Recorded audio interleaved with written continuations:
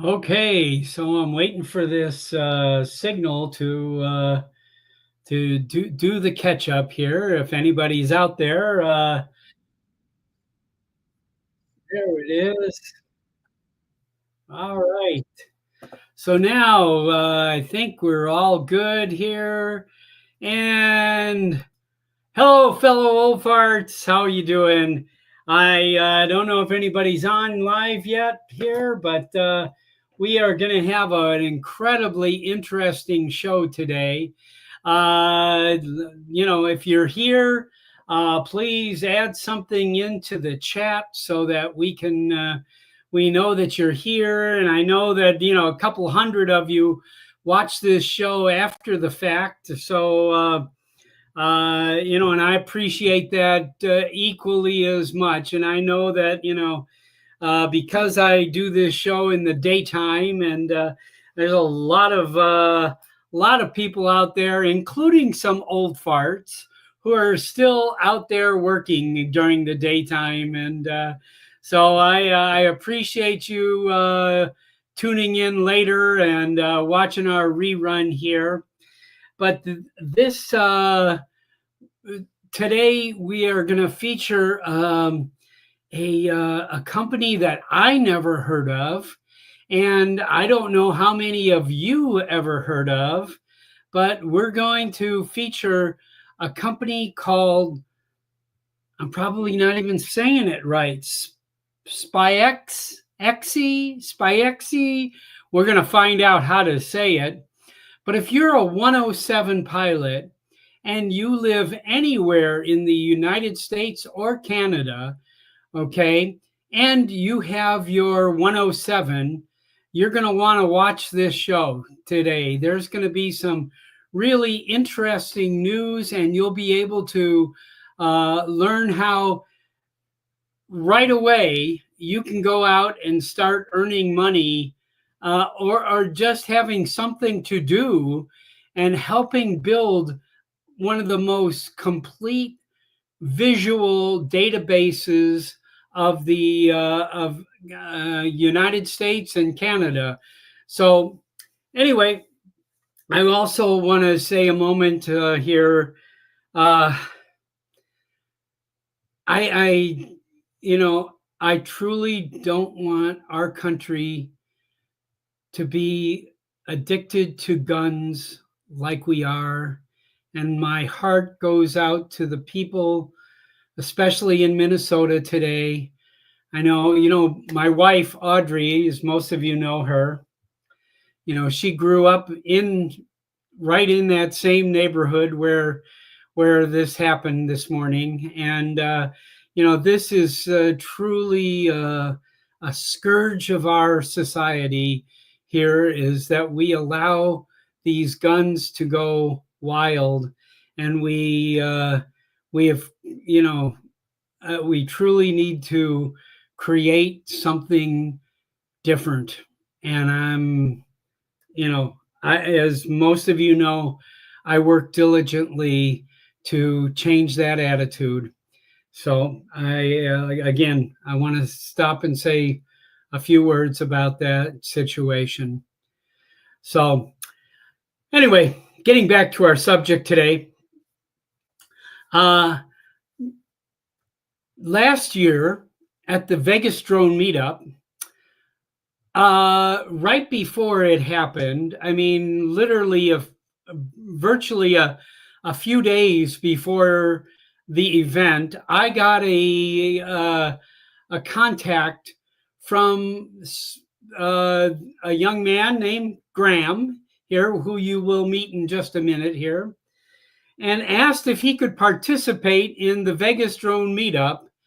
And we were thrilled to include him and enjoy, whatever he wanted to, however they wanted to, be involved with the Vegas drone meetup. And I have to tell you, they sent a box of gifts for everybody that attended the Vegas drone meetup. And unfortunately, the box arrived here 2 days after the meetup ended. And so I wound up with a box in my garage that I've been holding for next year. And in the box is socks from this company, from Spex. I'm sure I'm slandering your name here, Graham. I'm so sorry about that. But there are socks, both black socks and purple socks. And I don't know, I kind of like the purple socks. I got a purple guitar over here, and I'm kind of in favor of that. But without further ado, let me introduce you to Graham Anderson. Graham is the COO of Spexi, and he's going to tell us how to say the name. Hi, Graham. Hey, Rob, you got me smiling over here for a couple reasons. That was great intro. And I'm actually the operations manager. There is a COO up above me there somewhere. Okay. So tell us how to say it. Spexi. Spexi. Yeah, SPXI. Spexi comes from, I knew this before, the Greek or Latin to see or to observe. So the same root word as a spectacles or something like that. Spexi. Okay. To observe. Spexi. Okay. To observe the sky, and then I was laughing about the socks because it was exactly as you said. Last minute, I reached out and I said, "Hey, can we join somehow or participate?" And jump through a bunch of hoops in Canada to get those socks packaged up and sent off to you, and then. We were a little delayed getting them out the door, and they didn't quite arrive in time. And then you said you like the purple, and I see Audrey in the chat also likes the purple. Oh yeah, yes. The purple at any of the conferences, any of the trade shows we do, the purple always go first, and so the purple is certainly the most popular. Yeah. Of the two. Yeah, I'm gonna take this out here. Look at all the drones and their logo icon all over these. Probably a little big for me, but I have a very small foot. But this is just great, and they feel really warm. They're really nice. Yeah, I got a number of pairs. Obviously, I kept a few for myself. Yeah, we'll have some at the expo here next week in Las Vegas. Okay, I'll be there for anyone who's attending. Happy to. Oh, good. You got a booth at the expo or what? Yeah, we got a booth at the expo. We're doing a pilot networking event as well on Wednesday evening. So I can should try. I'll track the link down for that while we're chatting. And anyone that's going to be attending is welcome to come share a drink and meet fellow pilots. Open invite for that on the Wednesday. Wonderful, wonderful. I know there's so many. So many people like myself who,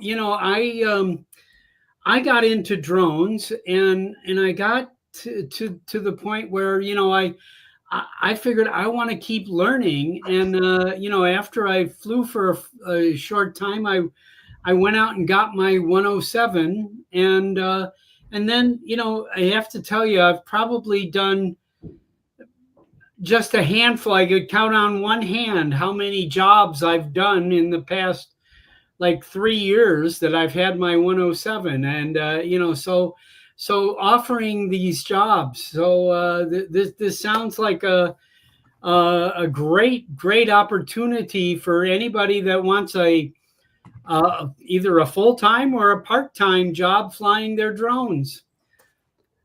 Yeah, I mean, it's been a really interesting take. I came into the drone space similar to you. I got curious about a friend of mine showed me his drone about 2018, so 6 or 7 years ago, and I said, "Wow, drones have come a long way. These are really cool. How come I hadn't heard about them? How come they're not more all over the place?" And I really enjoyed. He had a little DJI Spark, and I really enjoyed flying it, and so. I started looking around. I was, in a sales and marketing position. I started looking around saying, well, there must be drone companies out there. And then when I looked around, I found a small company. I was moving back to Vancouver, Canada, from abroad, and found a company and said, hey, I love this. I think this is amazing technology, and I'd love to help you grow your business, small business. It was 3 or 4 guys trying to figure out how to work the drone space. And so I got hired and I got trial by fire a little bit on how to sell drone services, drone data, drone, it was like, what is the offering? They were still trying to figure that out. They had recently invested in a LiDAR unit. So it was all the way up to survey work, LiDAR work. So I got a real crash course in not only drones, but geomatics and survey work and orthomosaics and point clouds and the whole thing, which was great. Well, I tried sharing the link, but it said I'm not allowed to share a link, I think. So in the chat. So we'll figure that out. Okay. And one of the things that, you quickly realize in space is a lot of people get the drone and then they go, oh, this is cool. It's a great way to make money. I've learned to fly my drone. But, the next challenge is what am I going to offer? What am I going to sell? What am I going to do with it? And for a lot of people that like flying drones, they don't necessarily want to become a business owner, right? They don't necessarily want to deal with clients and accounting and the whole bit. They want to fly their drone. That's why they got a drone. That's what they like to do, is to go out and fly the drone. I spent a couple of years there, and in 2020, end of 2022, I saw this company, Spexi, also out of Vancouver, that was doing sort of approaching the space from a different angle, and one that I thought was really smart. And so I reached out and we chatted a bit, and I've been, I moved over to Spexi in early 2023. So coming up on 3 years with Spexi. And the approach is more that of air photo. So it's more that approach of what you would get from a satellite or an airplane. But it's outsourcing that data collection. So essentially it's building a community of pilots like you might see with Fly Guys or Drone Deploy or any of these networks, except rather than each job being an ad hoc job, so this one's a survey job and this one's taking real estate and this one, we're building a new visual layer of the earth, right? That's the goal, to have. You imagine right now when you see Google Earth or Google Maps and you zoom in, you start out at a satellite view and you zoom in, you get a higher resolution satellite view. Then at some point it jumps to an airplane view, it jumps to higher resolution, and then you zoom in more and you can go right down to street view, right? The goal of Spexi is to add a layer, a drone layer right in there. Drone view layer. Yeah. So a higher resolution layer as you're zooming in. Now suddenly there's an option. So we just standardize all the collection, and we get pilots like your crowd. And I'm not quite an old fart, but you told me yesterday when we were chatting that old fart was a mentality. So I'm taking on. That's right. It's an attitude.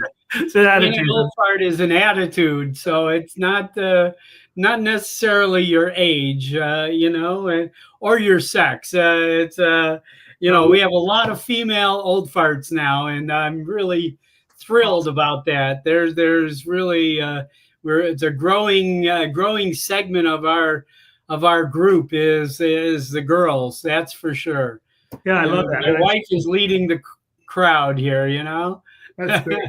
We've got a couple of husband-wife couples that fly in our network that I know that fly. They go and fly together, and so they both fly their drones and they complete these missions that we put on the board. And I can show people what that looks like. But yeah, if you can share me your screen here, I'd love to. Now I'm scrolling at the bottom of the screen. Here is the web address here for Spexi. Okay, and so I'm hoping that everybody that can that can see that. If you're interested at all, please go to this site.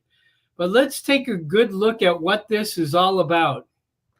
Yeah, and if you want to share as well, this one is explorer.spexi.com. So you're sharing the spexi.com. That's our main website. There's a pilot section there. So if you're a pilot, you can jump in there and register. And you can get linked to this site, which is Explorer. This is public. Anyone can show up here at explorer.spexi.com. And anywhere where you see the pink, that's essentially a heat map of where we have had or currently have some operations or some available missions. If you sign in, you'll see. And what I'm going to do, I'll zoom in. We just launched this morning in Utica, New York. Okay. We have friends very close to there. So we go to Utica, Okay. you see a bunch of these hexagonal zones. We call them spexagons. That's a spexi hexagon. Mash it together. We made it a spexagon. That's the colloquial name within our community for each zone. And each zone has a color code and a reward associated. So the white ones are low value, not much there, probably in a park or a ravine or something outside of town. It does, the mission is a single panorama. It takes about a minute. All you're earning for these right now is points. These are a great way to just try out the network and start out just quickly. Yeah. If there's nothing else in your area, there's quite possibly some of these white missions. We keep those refreshing on a rolling basis so they're open for people to try out. So let me pause you there. So every one of these hexagons that we're seeing on the screen now is a drone mission that you want somebody to fly and send you the video. Photos, yep. It'll be photos. Yep. But yes, exactly. Each one of these will have a pre-programmed automated flight mission loaded into it. So when you approach it with your drone, it's going to load up a pre-programmed flight mission. This one's probably going to take about 8 minutes, and it's going to pay you $8. Okay. And you can daisy chain those together, right? You can do more than one. So you're going to make you're going to take 8 or 10 minutes, 8 or 10 minutes, 8 or 10 minutes, 8 or 10 minutes. And so we shoot to have pilots earning somewhere between $30 and $50 an hour out flying their drone. That's our target range. Some guys get really efficient. They're able to push that up a little bit, 40 or $50 an hour, maybe even a little more. Depends on the mission type. But we're flying all of these essentially fill a data coffer that we can then sell on to clients. All right. Let me be the devil's advocate here. Mm-hmm. Why is there an empty spot in the middle of those? Couple reasons that might be. Here we're probably looking at there you got a hospital. We're probably looking at tall buildings. So we fly because we're selling an imagery layer. A really important thing for us is the standardization of that data set. So all of the missions are at the same altitude, and all of the missions need to be flown with the same types of drones. We've focused on the micro drone category. It opens up some opportunities, obviously, around flight over people. They're lower cost, lower barrier to entry, and we standardize the imagery product. So the sensor size is quite similar across the Mini 2, 3, and 4. It wouldn't turn into a good standardized product if we had this zone flown with a DJI Mini 3 and this zone flown with a Phantom 4 and this zone flown with an M300 and a P1 camera. We're going to end up with 3 different resolutions, 3 different types of things. We can't put them together and sell them as a product. Cohesive unit. Yeah. So the mini drones, the DJI Mini 2, 3, and 4. Correct. That's it. Okay. That's what's compatible currently with the network, and that's by design. Okay. We will onboard some additional aircraft focused on that sub 250 category. We're working with a couple other partners to provide some non-DJI alternatives, but right now that's the limitation. From an equipment standpoint, you need one of those drones, and then you need one of the controllers that has a phone, not the Pro screen controller. And that's a limitation of obviously being able to access our application. So if you have the Pro controller, you can't access third-party applications that aren't the DJI. I understand. Right? And you have to work with the SDK from DJI, I'm assuming, right? Yeah. We interface, our application interfaces with the SDK and automates the flight. So the pilot is on site for being, for visual observation, for deconflicting airspace, for making sure there wasn't something missed in our planning. So here we planned, and we probably found that in our pre-planning process, there were some buildings that were too tall here. And so we didn't add a mission here because there might be a building that's 80, 90 meters tall. So for now, we've just taken it out. We're working on some solutions for changing altitudes, avoiding buildings, adjusting flight plans. But right now, the simplest thing to do is remove them. Might be the same here. Might be sometimes there's, we run it through a data set that pulls prisons and police facilities and anything else that's in the airspace or potentially hazardous or dangerous to fly for a variety of reasons. And we try to get those out. It's an imperfect process so far. So we do rely on the pilots to let us know sometimes, like, hey, there's, whatever type of facility, maybe some critical infrastructure, maybe something that you shouldn't fly here. Sometimes a building gets through. So it's not to say that it's perfect and that you can take your eyes off the drone. You still need to be there as a pilot and make sure your flight area is safe, as always. But we do some pre-planning to try to make that easier for pilots. Gotcha. So if you want to see an active area, maybe we want to stick in the U.S. Dayton went up last week, and you can see a pilot's actually flying. 2 pilots are flying here today. So when the map is turned orange, the zone is turned orange, that means a pilot's already collected that data. Gotcha. Those are already done. Yeah, they just haven't submitted the data to us. So the pilot has it. It's sitting on his SD card. So it looks like a pilot has flown probably all of these today. So 1, 2, 3, 4, 5, 6, 7, 8, 9, 10, 11, 12, 13, 14, 15, 16, 17. So they're coming up on 20 flights. They're somewhere in the $150 to $200 range they've earned today. Yeah. In these missions. So, and they can virtually just either walk or drive their car from one spot to the next spot to the next spot. They just have to be within that grid when they take off? Yeah, not even within it. They'll often fly. Most of the pilots find they can get 2 or 3 on a battery, depending on their, the freshness of the battery, whether it's a Mini 2 or a Mini 3. If they're, most of them if you go use the XC batteries, you bump up into the, you can run with the Part 107 waiver that gets you up to 385 or 399 grams. A lot of the pilots will use the XC battery so they get their remote ID running, and then they'll use prop guards, and that still keeps them under that waiver class for operations over people. So the purple ones have been flown and submitted. They're locked. So we can go click on it. We'll see their flight history on August 24th. This is a randomly assigned name. The pilot, Classical Haddock, completed this mission and upload the data, and he earned that $8. Okay. And now can we see the result? Yeah. So that was August 24th. So let's see if this goes with me. That went with me. That was handy. This is what our clients, our customers and buyers see. So it's a subscription product right now. They buy a subscription to this. You can imagine maybe the city of Dayton. So if we head to Cincinnati, where's Dayton, Ohio? It's up further north. Columbus. Oh, these ones haven't come through yet. That's interesting. They should be there. Those are in Dayton. Might have to look into that. Those should have come through from yesterday. Well, just show us another neighborhood or another finished spot there. It's in Cincinnati. And so what the drone does right now, we have 2 flight plans. We have a waypoint mission, which runs 7 panoramic stations within that hexagon, or we have a mapping flight. And the mapping outputs, we're still building the delivery vehicle for those, so they're not available.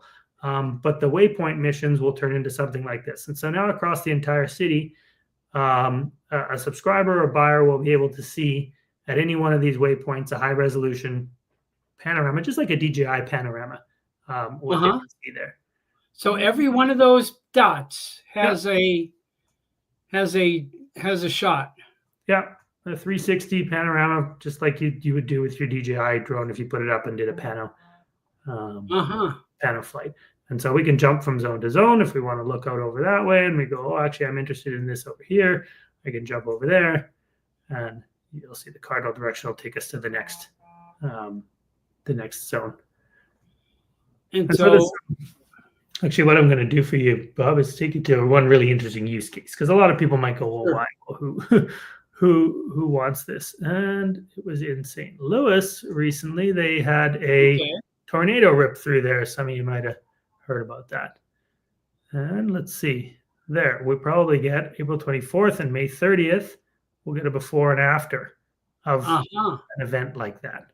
Right? That can be valuable for a lot of people. They're, looking where they need to do some work, or so that's where people need help, or that's our before. It doesn't look too different in our after. It is, you do have to find the areas where there was damage, but there's some really, really incredible areas of damage if you get in here, which is, obviously tragic, but it can be really valuable in speeding up everything from insurance claims to construction, getting crews out there to doing all sorts of things in terms of what's been been redone. So that's one small use case that this data is used for. I was at a call this morning with the planning department from the city of San Francisco, where we've done a bunch of work. So they're looking at planning and parks and things like that in San Francisco. It's really nice for them because rather than a cumbersome sort of GIS product that a lot of the users don't know how to use, they can just send a link internally. They can share this link and share it with someone else in their department and say, hey, look at this, right? You can save and flag specific areas or viewing angles. And we're continuing to build this product. And one thing that I like to make sure people know is we're a startup. We're trying to figure this out. We don't have all the answers yet. Right now, we're in the middle of 20 different proof of concepts where we're delivering the mapping data. So we're getting clients to say, hey, what does this work for? How do how could you use it? What can you see the value from getting basically an orthomosaic of the whole city, like a Nearmap or an Eagle View might fly, which are plane-based companies. But doing that with drones and crowdsourced with pilots, just like your network here. I can't find any of these areas with damage, but they are here. So that's the MO. That's basically you've got pilots who will go out and collect this data, and they're rewarded for doing that. We throw missions on the board. Right now, we're doing different launches every day. We're launching stuff on the board. Okay. A little bit went out in San Francisco as part of a proof of concept because it's directly for a client. It's a higher reward, so $25 for doing that one. So there's a couple $100 right here that someone could go out and collect in a couple of hours. Yeah. No need to deal with a client. No need to find a client. You show up, you fly the automated missions, and you submit. So if I was in San Francisco, I'm registered with you, I could click on 3 or 4 of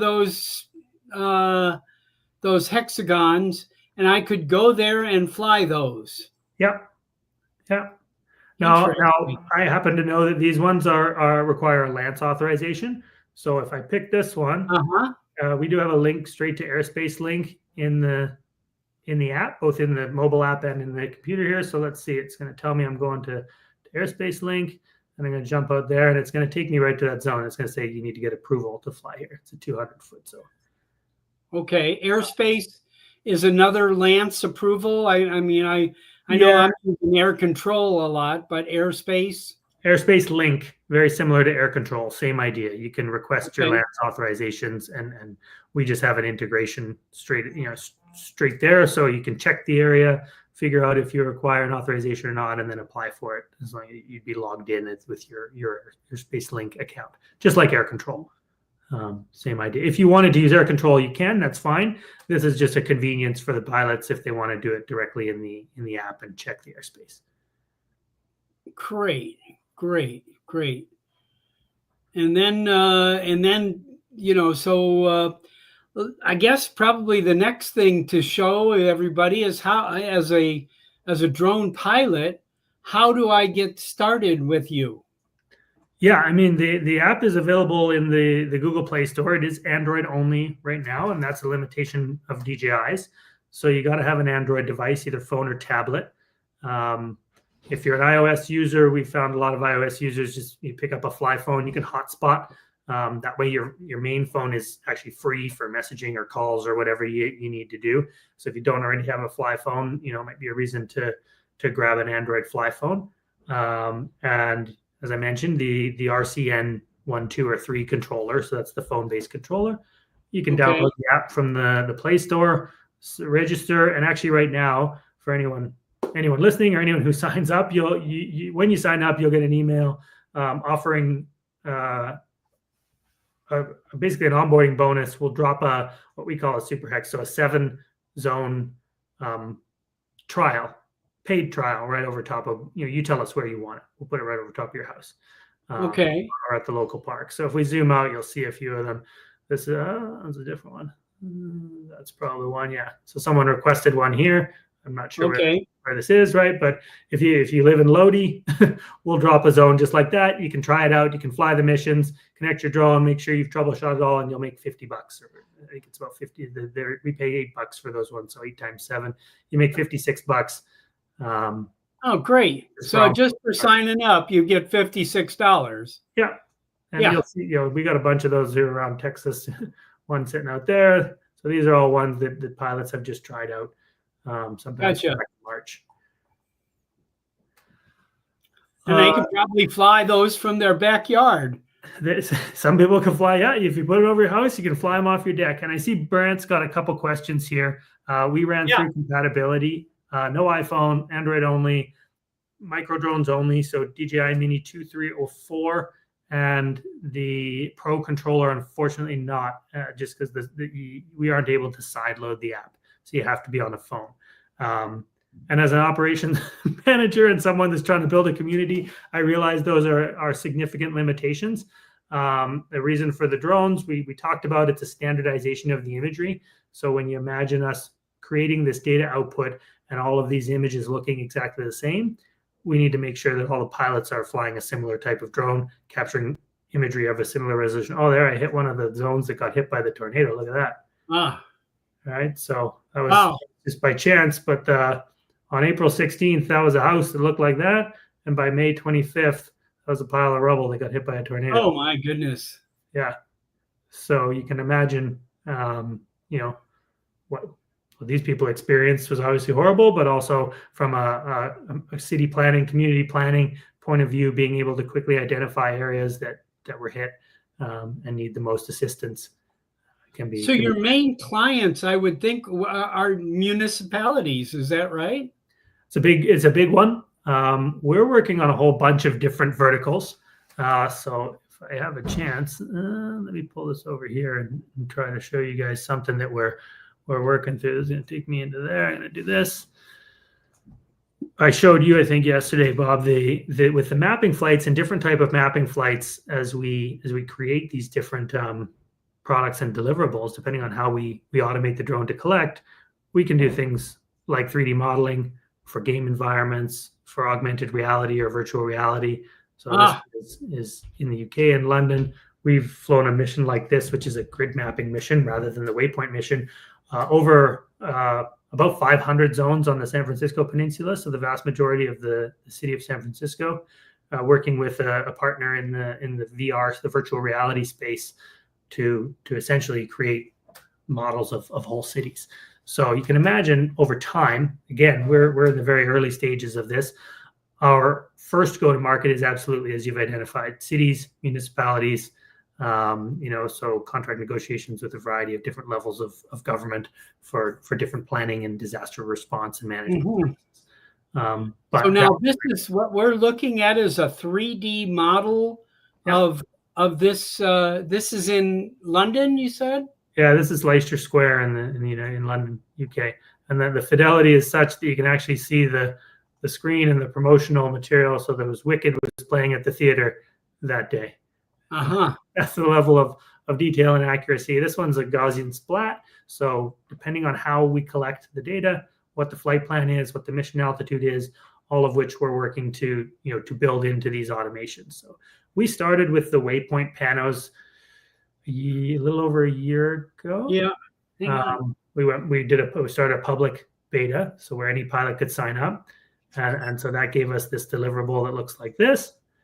And we're just moving on now. Last month, we switched the flight missions to a mapping flight, so grid mapping flight, which gives us, again, a different deliverable. We're working on a hybrid flight, which will do both. So the drone will fly the mapping line. It will stop, capture the panorama, continue the mapping line. That will give us both. We're adding in altitude adjustments. Right now, everything happens at 80 meters, 260 feet. But we're working on building into the mission the ability for us to set the altitude. Again, when we get buildings, et cetera, that exceed that 260 feet, we right now just have to leave those out. But in future, we'll be able to adjust the mission altitude. Obviously, that does things to resolution that we have to work on and solve for. But that's kind of what we're building. Yeah. One of the questions was, again, going back to the controller, the RC Pro, you can actually download Android apps onto that. I have heard that. Yes. I haven't seen anyone successfully do it with Spexi yet. We have a few people that I know have tried, and they're relatively tech savvy. If someone is able to do it, I would love to hear about it.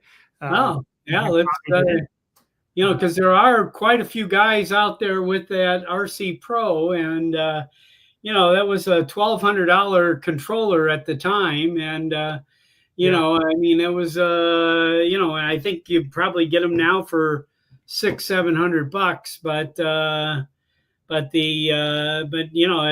it is an Android device, it is, and if you can sideload into it, which I know they've been successful at sideloading other apps into it. Yeah, I mean, we have a community in Discord, a whole bunch of pilots. If you're familiar with Discord, the chat app, we use that for community building. We have operations channels in there, and that's where we share every time we're going to launch new zones. Again, working on notifications in app, but right now they're we focused engineering resources on keeping the drones in the air and capturing the right images. So right now, when we're going to launch a new zone or new area, we share that in our Discord community. I'd be happy to share that with you as well, Bob, if you wanted to share it out to your community. Sure. We're launching daily zones, what we call supply led, so essentially building our archive of data. And then we also launch these demand led essentially missions, so specific areas requested by clients or customers. And as we build more contracts and build more agreements with more both public and private entities, the goal is that the missions will be coming up daily, frequently. You can imagine like an Uber or a skip the dishes, right? So there's an order, it comes up, you get a notification, it says, hey, there's some new missions near you, and as a pilot you could just go out and collect the data. And you have a geographic you can like, if I wanted to take missions that were 100 miles away from me, is that okay? Or yeah, that's fine. We don't currently. It's a bit of first come first serve. There is a reservation mechanism, so if we had to, I know there's quite a few people flying around here. There you go. The pink ones have been reserved by a pilot. Okay. That means someone's reserved them, so it'll lock them out for that pilot for their 48 hours to go do them. So if you're going to drive, 100 miles to go pick up some zones, you want to make sure that it's still there for you when you get there tomorrow morning. You can reserve those. As I mentioned, the orange ones have been flown, but we don't have the data, and the yellow is still available. So, okay. A few different options, but otherwise, we have pilots that have traveled all over. So we began our U.S. expansion in Austin, Texas. Actually, was the first city we ever flew. And if you go here, good chance. This pilot, Jealous Mouse, collected these on June 20th, 2025. Oh, that's okay. That was the second time we were there. So it's been collected twice. He was there the first time. Let's see if we can find one from the first time that he went to Austin. And I'll just do this for interest's sake because we have pilots, this being one of them. There you go. June 23rd, 2024, Jealous Mouse flew this. That would have been one of his very earliest flights on the network when he signed up just over a year ago. And that he was also flying in, was he in Dayton? Swift's in Dayton. I'm not sure if he went to Dayton, but he's still flying with us. There's a leaderboard here. He has completed 8,200 flights over the last 14 months. Wow. At about $10 a flight, $8 to $10 a flight. So he's done about $80,000 worth of work on the Spexi network over the past 14 months. Now, he's a young guy. I've met him on 2 occasions now at different launches and different conferences. He drives around. Sometimes he Airbnbs. Sometimes he lives out of his car. He works with a friend or sometimes with his brother. And, they do this because it's fun and it makes money. And they're in their early, maybe mid-20s, and that fits their lifestyle. Obviously not the type of thing that's going to fit your lifestyle or my lifestyle necessarily to be, bombing all over the country. But also not at all how the network's designed. The network's very much designed, for you and your audience that, there's some missions in my area. I can go make a couple $100 and put some beer in the fridge for the weekend and have a little in the park and fly my drone, right? So that's what we are shooting for. We would rather have pilots in every nook and cranny of the country, so that when the missions come up, they get collected relatively quickly.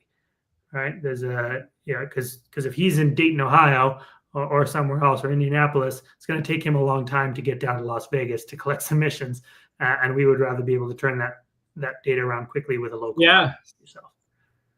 So can you show the form that the pilot needs to fill out? Is that just kind of, I'd like to give everybody a kind of a, totally, a little bit of a peek here, especially for people that are going to be watching this after the fact today.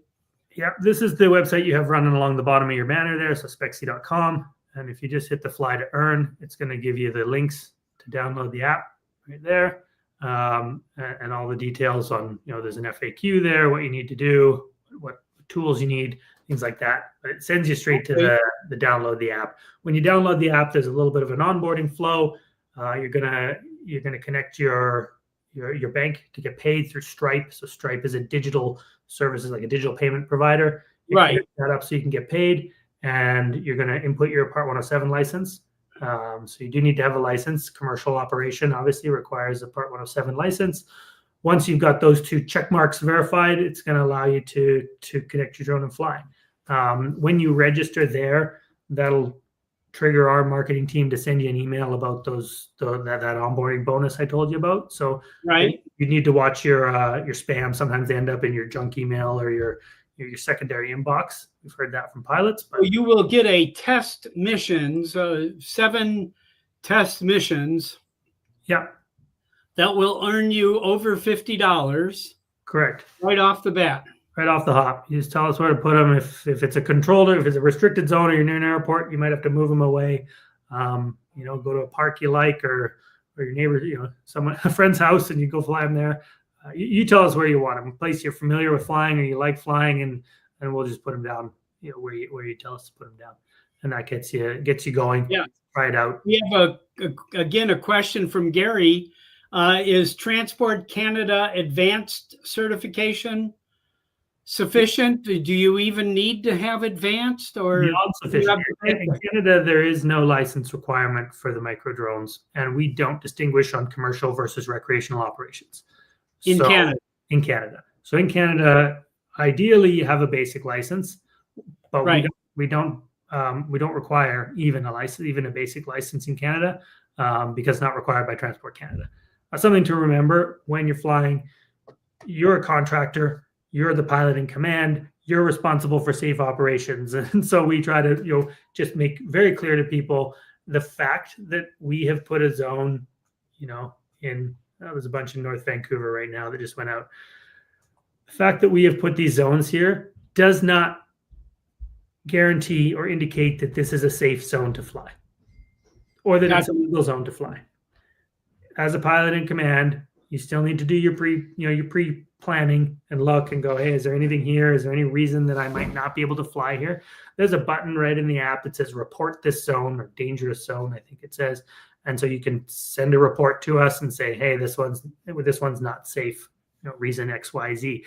As I mentioned at the top, we do our best. We have our team that goes through and does our best to remove anything that might be a conflict.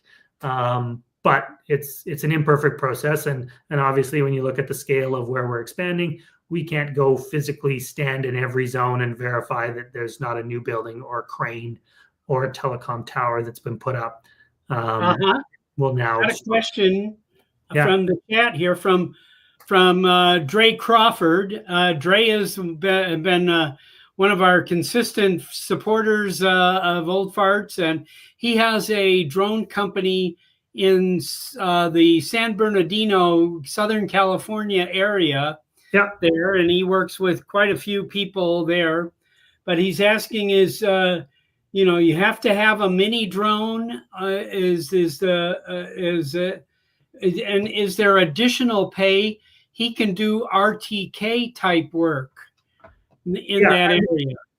Yeah, I love RTK. We're actually in talks with, if people are familiar with the GeoNet, which is a decentralized RTK network, looking at figuring out an RTK solution. Right now, we don't have the ability to, take in RTK data. Well, it's not currently survey grade data. We may get an RTK network up. I see some people laughing in the chat and going, do you have a mini? And someone goes, heck no. And it's a really interesting dichotomy between Canada and the US, because American pilots to work commercially are required to have a Part 107. There's no advantage to necessarily using the microdrones, right? Because you have to go do the test anyways if you're going to fly and make any money. In Canada, because there is no commercial recreational distinction, but there is a weight class distinction. The microdrones are actually very popular even in the professional community, because lots of times you don't have to apply for permits or waivers. Oh, I made fireworks go off on my screen. Look at that. Oh, cool. So in Canada, even in the professional community, the microdrones are very popular because sometimes they mean less red tape or less restriction. And if they'll give you the data output or the shot that you need, it's an advantage as a professional and commercial operator to use a microdrone in those instances. Where in the US, because you need the Part 107 and the commercial distinction exists, there's little to no advantage to using the microdrones. And so often we find that the Part 107 pilots are flying, the Mavic series. Yes. Yeah, the larger drones. And so the question is, well, now I need to downgrade to a mini. And unfortunately, the answer is yes. For this application, if you want to participate. And we chose that, as I mentioned, to standardize the data. And because, things like flight over people become easier with the 385 gram or 399 gram waiver, and things like new pilots wanting to join, if we tell them they've got to go spend $4,500 on a Mavic series drone in order to participate, obviously we move the barrier to entry way up here. Whereas if we standardize on that sub 250 gram, beyond the regulatory benefits and the standardization of imagery benefits, it's a relatively low cost barrier to entry. We've had pilots make it back in 2 days, right? Yeah. Spend $600 on a drone. 2 days later, they've earned the $600 back and paid off the drone. So the ROI on something like that is much quicker. Good. I've invited our audience to join us, and Gary, who's Brant Ariels, who has been asking some questions, would like to come on and ask a couple questions here. Gary, how are you? Oh, you're muted there. Make sure you unmute yourself. Yeah, you're muted, Gary. Can I unmute him? Yeah. There you go. How's that? There you are. We got you. I'll pull this down. Hope that's the right mic. Yeah, you're We're good. Yeah, my question is, like, I'm an advanced pilot here in Canada. Yeah. And I see in my area there's like 7 Spexigons in a town near me. It would be easy for me to do that, except I've got an Air 2S. Yeah. Now, your requirement is for a mini. Is there a compatibility issue with the images from a drone that's more than 249 grams? If I can specify what frame rate you need or what resolution you need, shouldn't that be compatible? Yeah, just don't talk to them right now. Building through the SDK, you got to build for each drone. Spexi Geospatial is based out of Vancouver. We had a previous application that was more like a drone deploy light, where you would make your own, set your own mapping parameters, etc. And that talked to all the DJI drones, right? The Traces and the Inspires and the Mavics. The one we've built for this application, the goal is really to make it so easy and standardized, kind of an anyone can do it. And so that we realize there is a group of professional pilots that's not for. Where are you based, Brent? Brant County, Ontario. So just outside of Brantford, between Brantford and London. Down this way. Yeah, London's got a whole shellac. Yeah. See, now I'd be able to cover Brantford, Port Dover, down to Lake Erie, that kind of stuff, all the little villages and towns in between. Yeah. For me, it's from a standardization standpoint, from an SDK standpoint, from a what we build for standpoint, and then from a regulatory standpoint, in terms of approaching, plan for us is to be global. And so if you think, what's the most common drone across the world? the most ubiquitous drone, the easiest one to fly, the easiest one to get. Yeah. It's the DJI Mini 2 or the Mini 3. Yeah. Right. And so for us, it was like build for what's going to be available or what's going to be easy for new users to acquire. Right. I was like you. I've flown everything up to the I used to fly LiDAR on an M600 all over Western Canada, M300s. I think the Mini 2 is compatible with the RC Pro. But not the newer ones. So if I was able to download that and go to an auction site and buy a cheap Mini 2, we've got lots of, that's the idea. I think some of these this guy said, well, I had less than 10 days since I bought my drone, and he's kind of paid it off, right? A lot of our pilots find like, oh, pretty quick, especially you with London, nearby. You could go into London and in a day or two, you'd make $600 or $800 and pay back the drone. Yeah, London's only an hour away. Yeah, I was trying to get some guys going in London because there's about $6,000 here. My miniest drone is the Neo. I bought that at an auction for $100. There you go. Now, I'm flying a Neo with the problem is there's no SDK for a Neo. Yeah. Okay, but I'm flying a Neo with an Android tablet, with a triple tech tablet on an N3 controller. And I got to tell you, it is the most fun drone I've been flying in years. Yeah, I've got no controller at all for it. I just fly it on my iPhone, On your phone, yeah. It's some of the limitations are unfortunate, and obviously, as I mentioned to Bob, as an ops manager trying to bring more people in, and then they go, well, I'd like to join, but I have the Mavic. I'd like to join, but I have the Pro, and we got to go, well, we can't. It's a bit frustrating for me, but the limitations come for a variety of reasons, and the biggest one is the data output and making sure that's a standardized thing, and not just now and in the London or the Ontario or the Canada area, but thinking about going to Europe and Australia and Southeast Asia, and when we want to expand into these places, making sure that the data. One of the real value propositions for us is that we can tell. Right now we're talking to someone like LA County, but we can even tell provincial and federal governments the data you get here. Bring you back up here. The data you get there. Oh, there you go. So the data you get in any one of these locations, right? We flew the whole province of British Columbia, every urban environment with emergency management, British Columbia, right? And they wanted a baseline so that when there's a flood, when there's a fire, when there's something that goes through, we can go back quickly and just capture that area, and they now get a before and after, and they can do their planning. Well, we need to be able to tell them that the imagery in Kamloops and the imagery in Kelowna and the imagery in Vancouver and the imagery in Nanaimo, it's the same. Yeah. It all looks the same. And so that's a big part of that standardization. And, we need enough pilots to fill this network. And so making it as easy as possible, which it sounds counterintuitive when we say, well, making it easier is you have to have an Android and you have to have this and you have to have that. You can get going for $600 or $800. And that's where the ease comes in if you don't already have it. Yeah.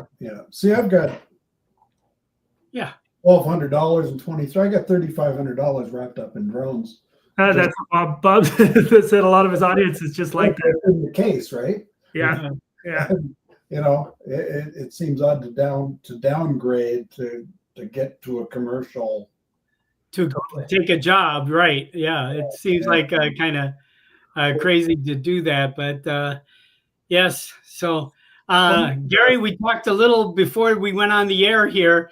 He's a Flames fan. No, Oilers. I'm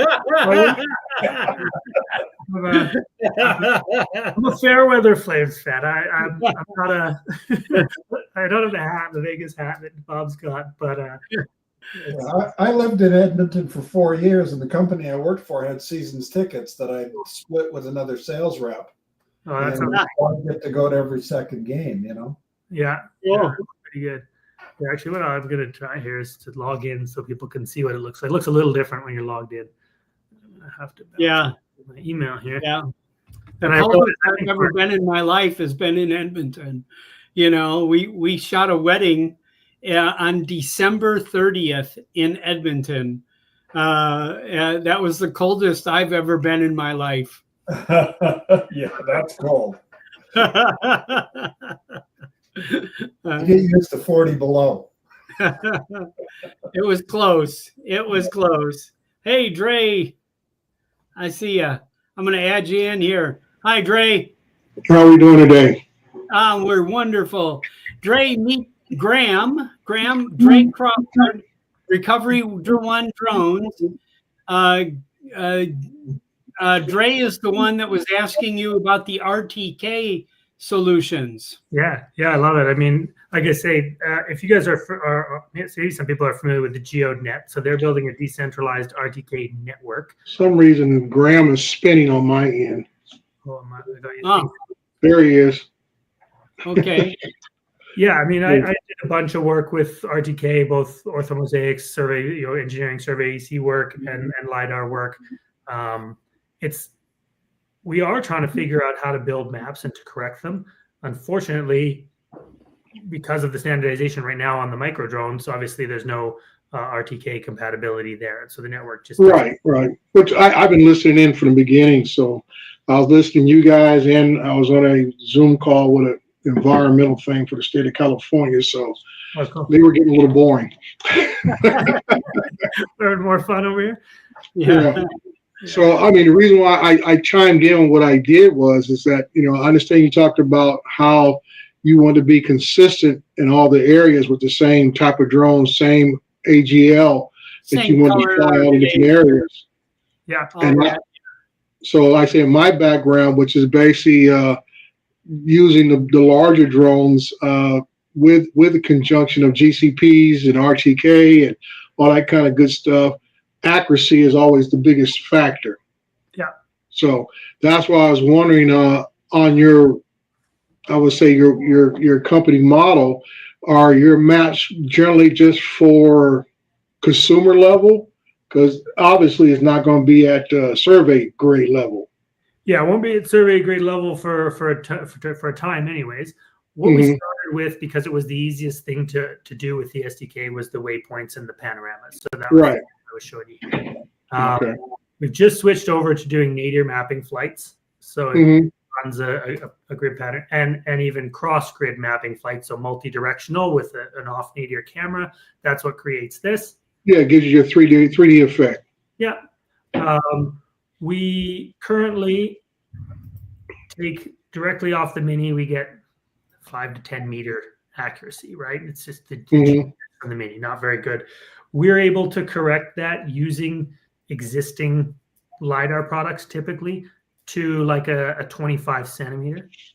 As good as we have currently been able to get. And again, as I mentioned, we're a tech startup. We're solving for some of these problems and attempting to reduce that accuracy level. But no, it's not currently, probably won't be for maybe ever, but for a while, certainly a survey grade product, right? If you're looking for like a sub 5 centimeter, sub 3 centimeter, sometimes even sub centimeter that you might be getting with a P1 or a phase 1 and RTK corrections and base stations and ground points and all of that. That's not what we're delivering or what we're building right now. Something that is, able to be corrected, TIFF that's able to be corrected to existing points that you have. It's able to load into your GIS. We are hoping to have a lot of this available directly through the Esri content store. As I mentioned, for us, this is a data layer, right? So we have the whole city covered. We have it covered not only once, but on multiple collection dates. Actually, we were doing some interesting work with the city of Vancouver. And so if you come in here, you can actually see collection dates like,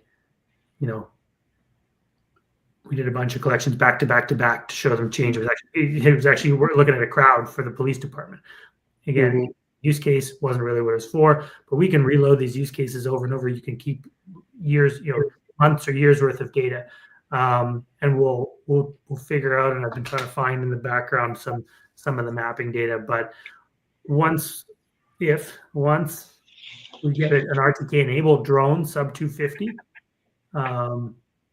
The bet that Spexi made, and I spent a few years, as I mentioned, in the drone industry before I joined Spexi, and we were always trying to sell our services, but the scalability was limited because we would do a great project with an engineering firm in Vancouver, and we would deliver the data, a couple $1,000, and they'd go, "This is amazing. This data is awesome. Our next project is in Edmonton." And now it's triple the price because we have to send a team. We have to send a crew, right? We have to send our equipment. We can't fly with our equipment because the batteries are too big. So we have to ship the batteries.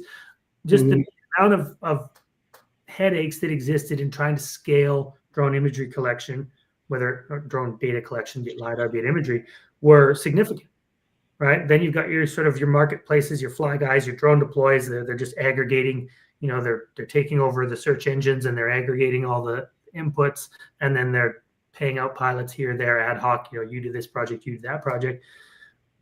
Struggle there is it's pretty, from a business model standpoint, the struggle is that it's pretty easy for once that operator has met with that client, they can cut out the middleman, right? There's nothing keeping you to fly guys. You just go, hey, I can do this. You want this every month? I'll do it for you every month. I'll charge you 25% less than what the aggregator's charging you, and we got a deal. And so, from this model perspective, for someone like Fly Guys, it's a challenge to be in that middle space. They've done a great job, and I love what some of those network business models are doing. It's just a different model. And so what Spexi sort of is betting on is that the technology at the small end of the market is going to continue to get better. Right? The Mini 3 is better than the Mini 2. The Mini 4 is better than the Mini 3. The Mini 5 is going to be better than the Mini 4. And so that technology is going to get better at a smaller scale. The costs are going to come down. And so we're going to be able to continue to offer better and better products to clients without making a bigger and bigger drone, right? Without going, I'm going to fly BVLOS and I'm going to go, I'm going to fly 100 square kilometers with my drone. Well, that's an airplane, right? Airplanes already exist and they can do that. And, people ask me sometimes, what's the difference between a helicopter and a drone taxi? Well, the cost, the cost of operation is quite a bit different, Yeah, because once you put a person in it, is it now still a drone just because it flies on autopilot? Well, no, technically it's not a drone because you have a person in it. It's not an unmanned aerial system any longer. Right. It's a manned aircraft. A lot of the thinking was going bigger, bigger, bigger, bigger. How do we build a bigger drone that can fly farther, that can fly longer, that can have a longer battery life, that can do all these things, think big. And Spexi's bet was, wait a second, everything that we've learned about computers, about computing, about technology, about everything is that over time it gets smaller and cheaper. So what if we go after the same marketplace, but we focus on the smaller and cheaper, right? And we think, okay, if the Mini 4 is already this good, and it's good, right? The data coming off the Mini 3s and the Mini 4s is really incredible. I'll try to find a map. I'd love to pull it up. But, the resolution of this data is about 2.8 centimeters. Mm-hmm. That's the ground sampling distance on these images. I may have missed the part when you're talking about the actual pilots themselves, because it's still a factor here in the States. You're still doing commercial operations, regardless of what drone you're using. Yeah, right. So now you're still have to. I'm pretty sure you guys have that requirement when somebody signs up. They got to show proof of their Part 107 and so on and so forth. So like I said, it doesn't change the individual's requirement as being a Part 107, but you're just allowing a smaller drone to be used doing the missions itself. Yeah, it's quick, it's easy. Another thing that happens, I'm sure you guys have flown, you've experienced when you're flying with your larger drones, the public finds them a little bit ominous and a little bit intrusive. If you've been flying long, you've almost certainly been approached by a homeowner or a neighbor or someone that comes and goes, why are you taking pictures of my house, et cetera, et cetera. Right? Yeah, I've only had one Karen incident, and most times because of I don't fly the 400 or the 350 or 300 themselves. The biggest one I have is the M30T, which I just used on a bridge parade type project this last weekend. Yeah. And people are not used to seeing a drone of that size. Sure. So like I tell a lot of people, when you're into the drone community, when you're able to fly drones of that size and everything else, the public has a different perception. When they see the small drones, they think toys. Yep. They think, everybody, whatever, little junior or Junette is flying around doing whatever. But they see the bigger drones, it gives them more of a professional look, feel. So Right. you'll get more of that awe factor instead of the why are you factor. Yeah, that's fair. Mostly with the minis at 80 meters, 260 feet, nobody even notices they're there. Yeah. You can't hear it. Well, you can't. And see, my thing is, from my perspective, I don't mind being heard. You know, Yeah. like I say, most of the work I do is on construction sites, so it's not a big deal being heard. I very rarely do residential commercial work. I do either construction, development, commercial building type work, surveyor type work on developments, things of that nature. So that's not real factor. Personally, for me, I get it, but once again, to me, that noise brings a little professional to it. Tell you the truth, Yeah, it brings a little professional to it. Well, the other thing we can do too, Dre, is just wear a vest. You know, but you know, when you're talking about flying further and everything else, we blame the Canadians for that because they're so far apart. They're so far apart. They need a distance. Yeah, this is insane. Yeah. Well, Graham, I want to introduce you to Tom Dowling. He just entered. He's down at the bottom of the screen there now, but Tom is my partner in the Vegas drone meetup, which I do need to get to presenting a little bit about that. Graham I have in my garage, folks. I'm going to take a pause here for a minute here, and we're going to talk about I have in my garage, I have socks from Spexi, right? Now I'm saying it right?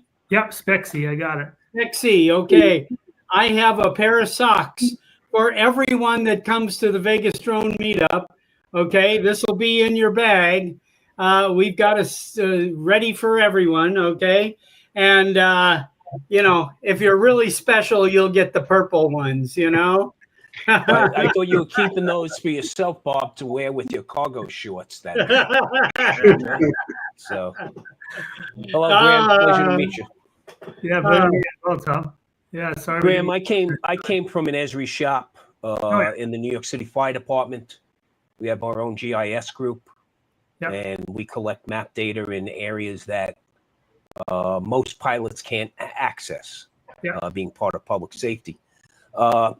One question I have, as a Part 107 pilot, I sign up for your service. I start doing submitting data. Have you run into any issues with liability insurance and operators operating on behalf of Spexi having issues? Yeah, I mean, we run into the question a lot. We run into a significant issue so far.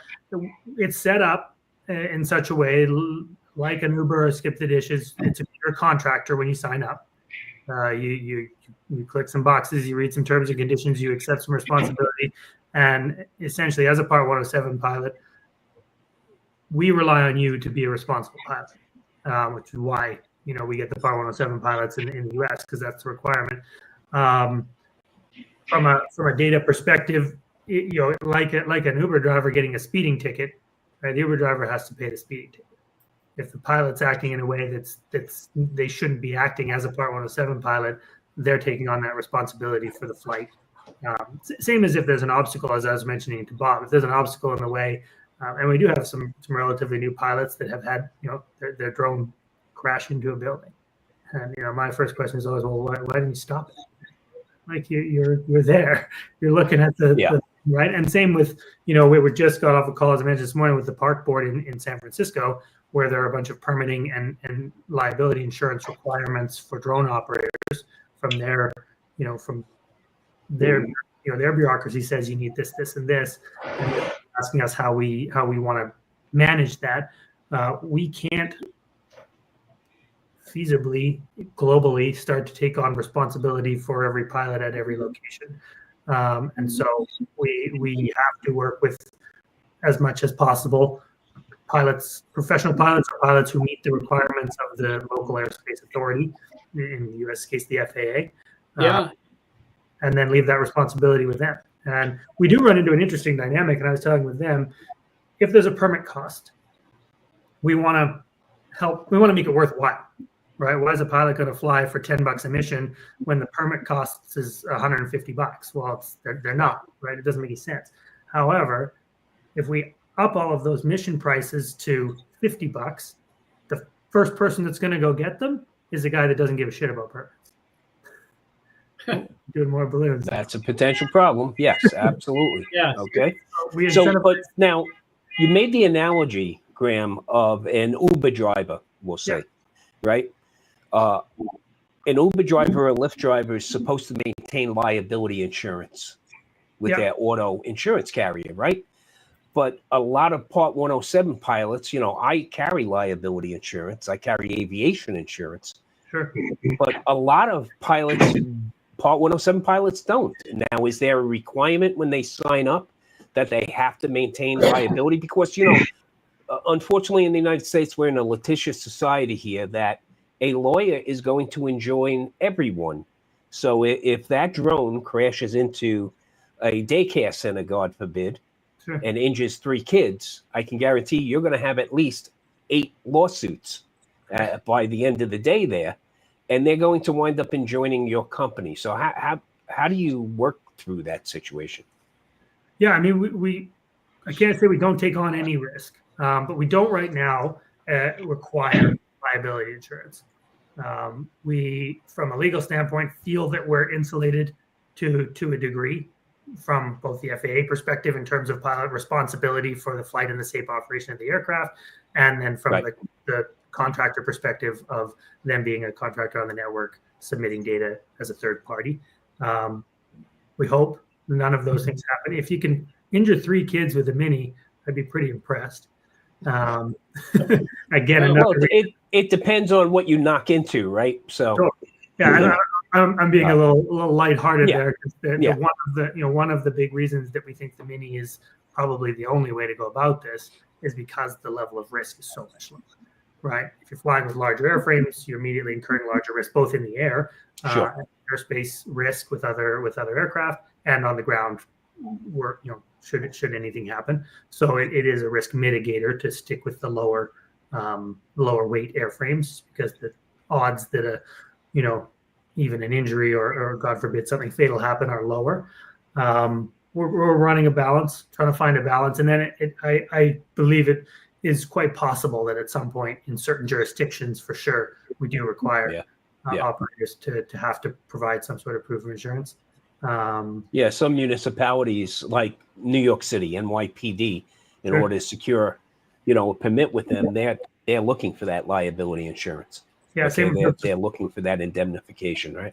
Yeah, Clark County too. Clark County film permit here. Have you gone through that, Tom? Yeah. Now, see, that's an interesting point, Bob, that there isn't an actual requirement. Okay. Depending on the size of the operation is what usually kicks in other checks and balances here. If you're a single flyer, looking for a film permit to film, the skyline, there's not going to be a follow-up asking for a binder. But if you're operating with 10 people on a set and need a street closed off, and, now you got to liaise with police and fire, and now somebody's kicking in and going, hey, when do we get that insurance binder? So Bob and I have had that experience with the city of Henderson, where we have to provide a insurance binder for our event, right? That makes sense. So, Graham, all I can say is I hope case law is on your side, okay? And it continues to be. Small businesses have a problem, managing their costs to begin with. Like you said, a lot of these pilot consortiums kind of lowball the pilot end of the aspect. Sure. And when all is said and done, unless you're just in the business to write off your new Mavic 4 on your Schedule C, you're really not carrying insurance. You're not thinking about those long-term issues that could come up. So I just hope as things continue to progress that there are better solutions out there. I mean, Skywatch.io is, that's a company that reaches very deep in your pocket for very little protection, and when pilots opt for that solution on a case, on a ad hoc basis, yeah, they're really losing money at the end of the day. So these are things for pilots to consider when they join these consortiums. But I think crowd-based data is the only way to go as we move forward. Yeah, I love to bring it up. Such a value there for that. Yeah. Well, listen, guys, we're kind of over our time here. Before I shut this down, we do need to talk about the Vegas drone meetup here. Okay. And make sure that anyone that watches this later or watching now, fully aware, November 7, 8, and 9 here. I know, Dre, you were here last year. Yes, had a great time. Yep. Tell everybody what your experience was. Oh, like I said, had a great time. Awesome turnout. I can only expect bigger and better this year. Tip of the cap to you and Tom, especially your wives. They pitched in and made you guys look great. Yes, they do. Yes, they do. Yes, they do. So Audrey and Roz, I know they were the backbone of things that happened last year, and it came off very nicely. Unfortunately, my wife took ill, so I wasn't able to go out to the fly part. Unfortunately. Yeah, we heard. But other than that, I was thrilled. Like I said, when you guys first announced it, I wanted to make sure I was on board. This year, like I say, I plan on attending. Just got to get my ducks lined up here and make sure that we both and nobody gets sick this time. And we're going to be there with bells on. All right, excellent. Well, yeah, this year we don't want to grow too fast, too quickly, right? But also we want to give people some added value, and this year we're doing that by adding an educational day to the roundup, which is really awesome. Pilot Institute, the biggest drone training entity and manned aviation entity from the private sector, is fully involved in giving a number of workshops. We also have a local company, Aero AI, giving a mapping course. Okay, which That's is awesome. a 2-session course for the one price, which is a great value. And then we have an off-road adventure that's really gonna, I'll put it this way, knock your socks off. So if you're wearing those socks, okay, you better bring a second pair with you. But that's going to be a great event that day. And then we have, like Dre said, that social night was a really fantastic opportunity to network. Networking and to meet those with drone pilots. And Graham, I think it would be a great place for you to network here with drone pilots from all over the United States here. So here's the classes that are going to be offered. If you do not have your 107, they're going to do an intro here, and the $25 fee for this intro to 107 is going to be applied against your full course. So you're wasting any money here on any of these classes here.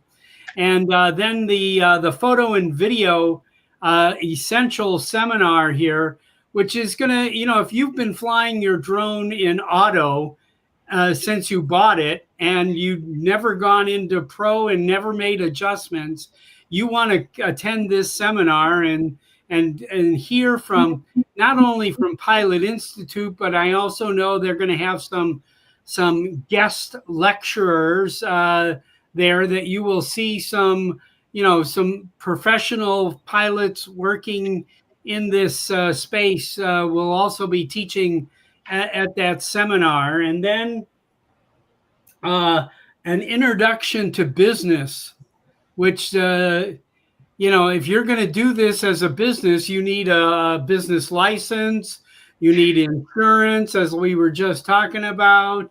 You need to, you need to get all those steps done. You need to either create a limited partnership, a corporation, how you take those steps to do this. And then the Aero AI, he is, they have been a local Las Vegas company, and they have developed a mapping solution that is on the par with every other major mapping solution. And so this is going to be a little longer session. It's going to be you're going to have a lunch break and then two 2-hour sessions here. And but when you finish, you're going to be able to create maps. And one of them I want to do is I'm going to go back to my hometown in October. You going to the North Pole? Huh? You going to the North Pole? Yeah. I'm going to Rolling Meadows, Illinois. Okay. Next to Arlington Heights, and I want to create a 3D model of the house I grew up in. I'm looking forward to doing that. In case Graham didn't know, Bob plays Santa Claus during the holiday season. Yeah. We actually fly him. You can't tell Bob's stature there, but we actually fly Bob on a Mini 4. Okay, so 5'1". Okay. Yeah. He tells us that. I don't know about that, Bob. We're really gonna get that tape measure out next time. Okay. My wife says she can see Bob eye to eye, and she wasn't wearing heels at the time, so we're gonna dispute that. But one of the great things about that Aero AI course is it introduces pilots to the value that their tool set gives them entry into. Is to providing map data, and that's a tie-in right to Spexi, where you basically are. It's an enlightenment. Oh, I could do that with my drones. Because a lot of pilots don't realize that, and that's something that pilots can get value out of and grow into the industry with as well. And the two operators of Aero AI, they're local folk. They came out of a graduate program out of UNLV. They run a monthly tech session at the Arts Center at Tech Alley, where we all meet up and we talk about drone technology and what's happening with legislature and all of that. So they're real great community folk, and it's good to have them involved. And you know what it is? We also have the city of Henderson as one of our sponsors, and that shows a commitment of local government helping to promote, this drone technology, and that's refreshing to see. Now, as a result of our relationship with Henderson, the city of Henderson, Bob, Vaughn, Isaiah, we have Deb, Keith. We've all gotten involved, and Keith, we've all gotten involved in helping promote STEM education with drones in the system as well.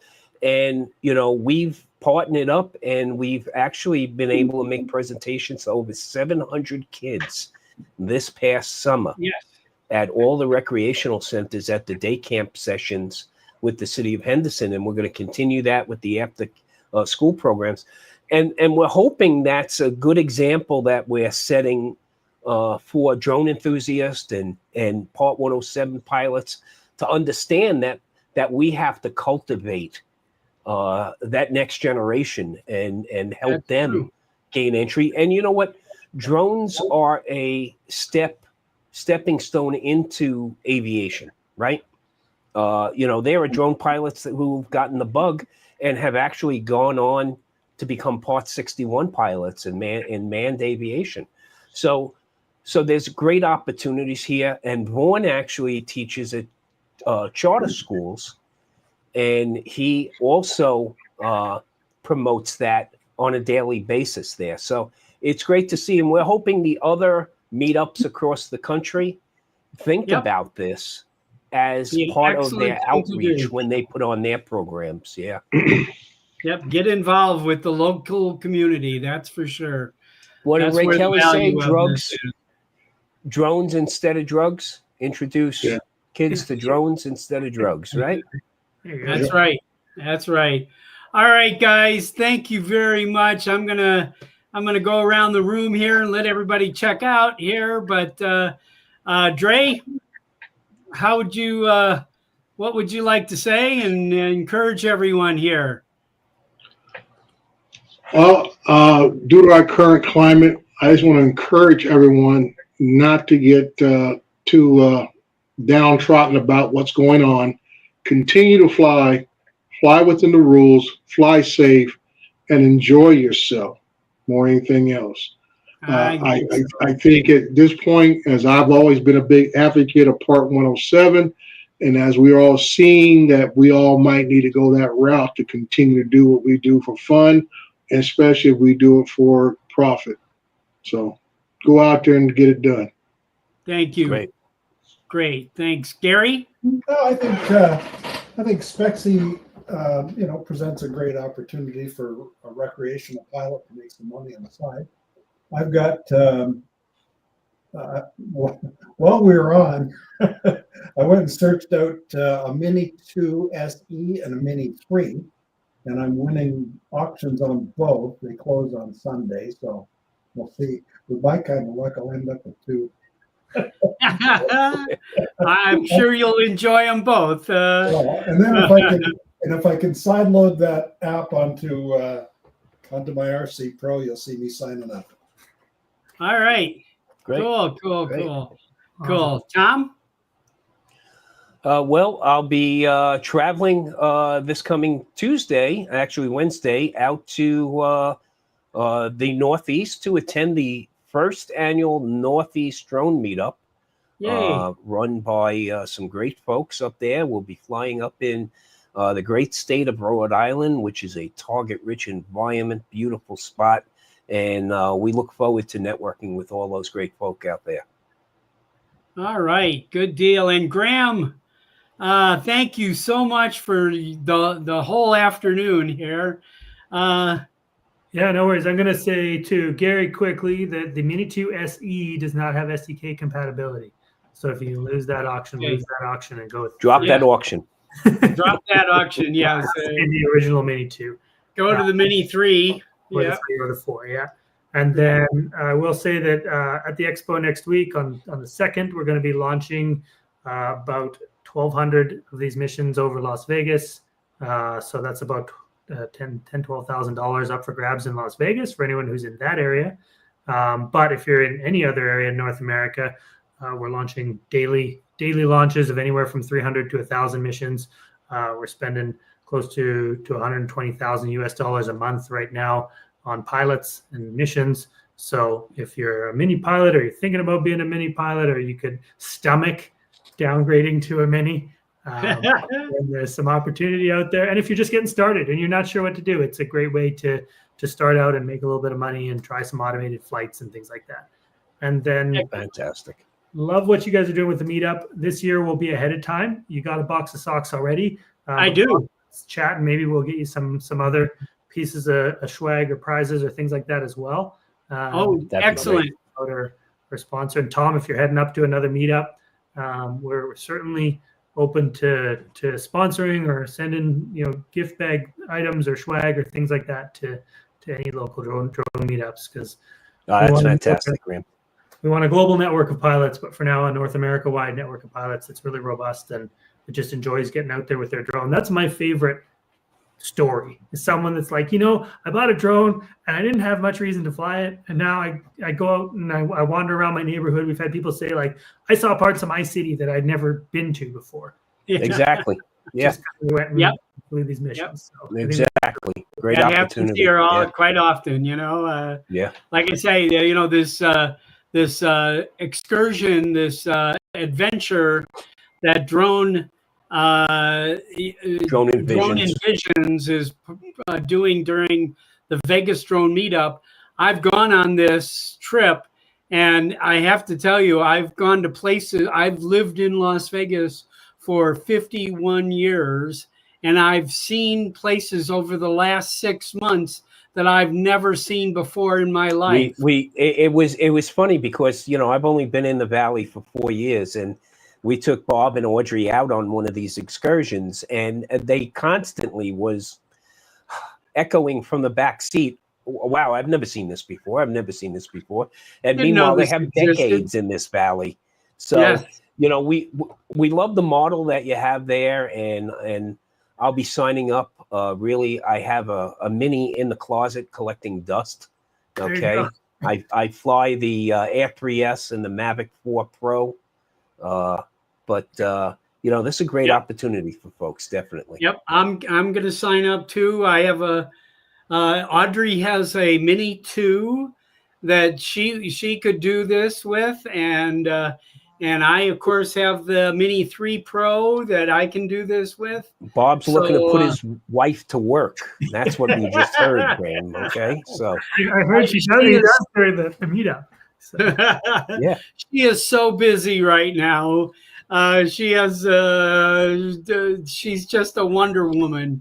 You know, she's not only is she promoting the Vegas drone meetup that's happening in November and working diligently at putting that together, she has another event in June, and then another event we're doing in the following September. Next September, we're doing a cruise, you know, from New York to Halifax. So we're all getting our basic Canadian license, so we can fly our 250 under 250 drones. And we're going to go to New Brunswick first, and then we're going to Nova Scotia. You know, so well, Boston, yeah, and Maine, Portland, Maine, yeah, and then up to Now, hey, Bob, it sounds like we can maybe make some money while we're on this trip.